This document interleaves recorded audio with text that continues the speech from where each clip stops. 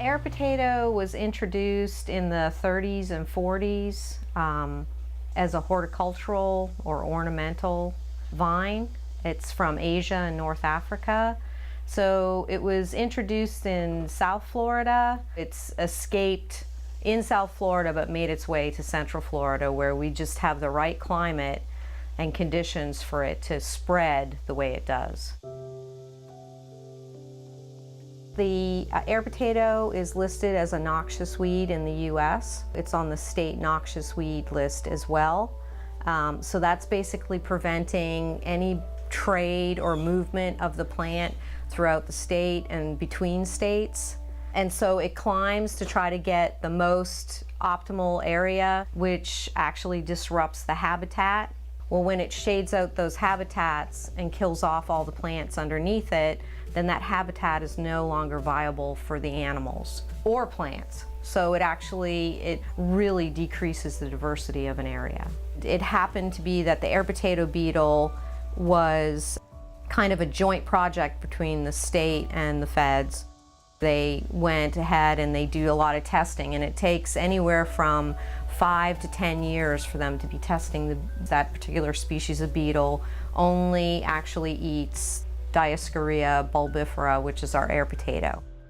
One beetle, so its larvae stage and the adult stage, can eat about 30 square feet of leaf tissue in its lifetime. So one female can lay about 2,000 to 4,000 eggs. Their cycle is about 5 to 6 weeks long.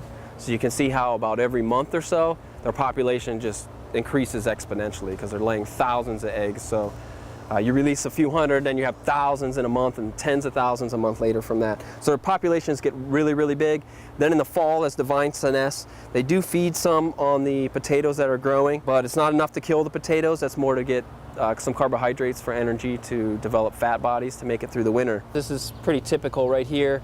They'll chew a lot of holes in it. It doesn't necessarily kill the leaves though, but by doing that all over the vine, it disrupts the photosynthesis so that the tuber that's underground can't get as much energy as it normally would get.